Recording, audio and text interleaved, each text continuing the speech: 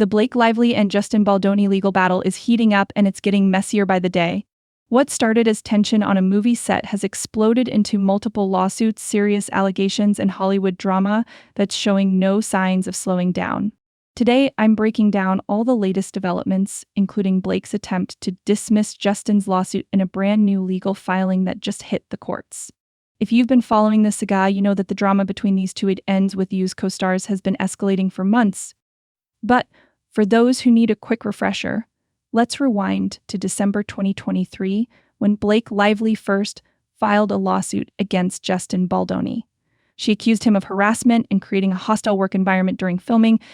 Her allegations were serious, unwanted advances, boundary crossing, and claims that he launched a smear campaign against her after she spoke up. This wasn't just some minor Hollywood tiff. The allegations were so severe that they sent shockwaves through the industry. Justin's talent agency, Meme, dropped him as a client almost immediately. Colleen Hoover, who wrote the novel the film is based on, publicly sided with Blake. Other cast members seemed to rally behind her too, encouraging people to read the New York Times article detailing her complaint. Justin didn't take these accusations lying down. He fired back with a massive $400 million defamation lawsuit against Blake, her husband Reynolds, and their publicist Leslie Sloan. His claim? That the three of them conspired to destroy his reputation and derail his career through a coordinated smear campaign. But that was just the beginning of what's become a legal free-for-all. Stephanie Jones, Justin's former publicist, filed her own lawsuit against him, alleging breach of contract and defamation. Justin then filed a $250 million lawsuit against the New York Times, claiming they published misleading information and cherry-picked communications in their December article about Blake's complaint. Then Jed Wallace, a crisis consultant working with Justin, filed a defamation lawsuit against Blake, claiming her statements caused significant harm to his reputation and business. Are you keeping up? Because there's more. Just in the last few days, Justin has filed yet another lawsuit, this time against his former publicist Stephanie Jones. This is particularly interesting because she had already sued him, and now he's countersuing with some explosive allegations. Justin is accusing Stephanie of leaking private text messages that he claims sparked this entire legal battle with Blake in the first place. According to Justin's legal team, Stephanie's actions were a severe breach of trust that has caused him significant personal and professional damage.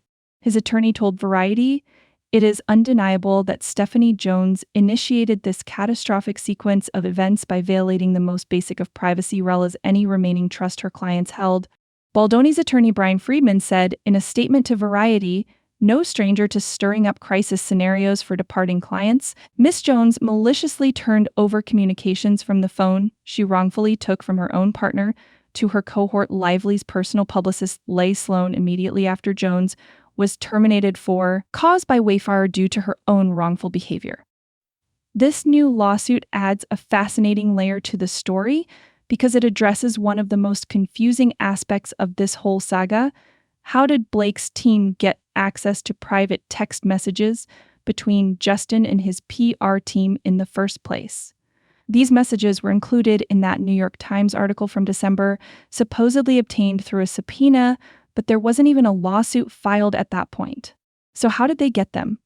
Let me break down what's being alleged here because it gets complicated. Stephanie Jones was Justin's longtime publicist at the PR firm Jones Works. She had worked with him for years and was heavily involved in handling publicity for It Ends With Us. Jennifer Eel worked at Jones Works alongside Stephanie and was a key figure on Justin's publicity team. Jennifer was fired in August 2023 but continued working with Justin as he distanced himself from Stephanie. Here's where it gets messy. Stephanie allegedly had access to Jennifer's work phone because Jennifer used to work for her. Justin's new lawsuit claims that Stephanie took that phone after Jennifer was fired and turned over its contents to Blake's team before any formal lawsuit had been filed. This raises serious legal and ethical concerns, which is exactly why Justin is suing her now. According to Justin's complaint, Leslie Sloan, Blake's publicist, called Melissa, who was on Justin's PR team, and referenced seeing private text messages that could have only come from Jennifer's phone, the one allegedly taken by Stephanie. This moment convinced Justin and his team that Blake's side had somehow accessed and reviewed these messages, despite having no legal right to them at the time. Justin's team is alleging that Stephanie handed over Jennifer's work phone contents so that Blake's side could slice and dice text messages to construct a damaging narrative about him. They believe this was a strategic move to shift public sympathy toward Blake and vilify Justin and his team. The new complaint suggests that Stephanie was retaliating against Justin and his production company Wayfarer after their professional relationship deteriorated. It claims she was so upset about being dropped as Justin's publicist that she leaked private communications from Jennifer's phone to Blake's team, knowing they could be used to support damaging claims against Justin, Wayfarer, and others involved in the production. But that's not the only new development. Blake has recently filed a motion to dismiss Justin's defamation lawsuit against her.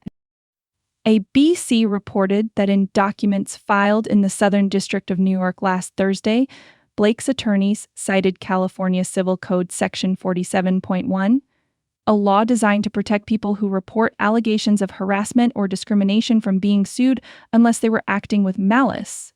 Blake's legal team is essentially arguing that under this law, if the case is dismissed, Justin would be required to pay her legal fees.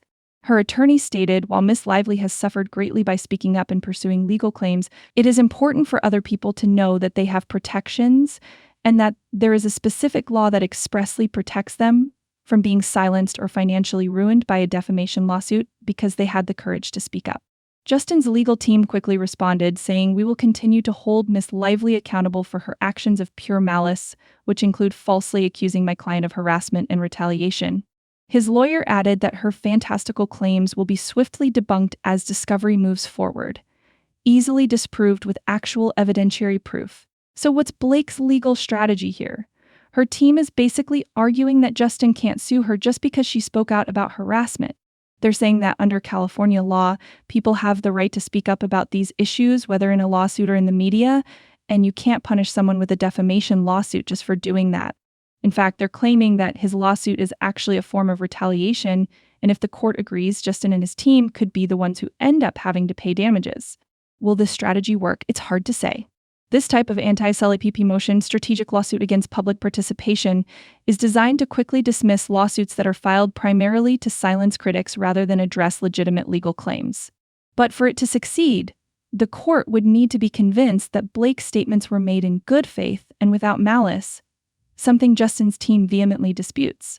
What makes this case particularly complex is that we're dealing with multiple lawsuits across different jurisdictions with various legal theories at play. The allegations range from harassment to defamation to breach of contract, and now we have claims about improperly obtained evidence thrown into the mix. And let's not forget that these are high-profile Hollywood figures with significant resources at their disposal. Blake has the support of her A-list husband Ryan Reynolds and a powerful publicity team. Justin has assembled his own legal arsenal and seems determined to clear his name. Neither side appears willing to back down. What's particularly fascinating about this case is how it highlights the intersection of personal and professional relationships in Hollywood. The film It Ends With You's was supposed to be a career milestone for both Blake and Justin. Instead, it's become overshadowed by this legal battle that's exposed the messy underbelly of Hollywood power dynamics. The irony isn't lost on observers that a film about toxic relationships and standing up against abuse has itself become entangled in allegations of misconduct and retaliation. The movie, based on Colleen Hoover's best-selling novel, deals with themes of domestic violence and finding the courage to leave harmful situations. Now, the real-life drama surrounding its production has taken on similar themes of power, control, and speaking out. What's also notable is how this case reflects broader conversations happening in Hollywood post-Me Too. Blake's legal team is explicitly framing her actions as those of someone brave enough to speak up about harassment, while Justin's team portrays him as the victim of false accusations designed to destroy his career. The truth, as is often the case, likely lies somewhere in the complex middle, but with both sides digging in their heels and new lawsuits being filed regularly, it seems unlikely we'll get clarity anytime soon. These cases aren't even set to go to trial until next year, meaning we could be in for many more months of allegations, counter-allegations, and Hollywood drama. What do you think about all of this? Do you believe Blake's attempt to dismiss Justin's lawsuit will succeed? What about these new allegations regarding leaked text messages? The legal strategies at play here are fascinating, and I'm curious to hear your thoughts on who you think has the stronger case. Let me know in the comments below, and I'll keep you updated as this messy legal battle continues to unfold.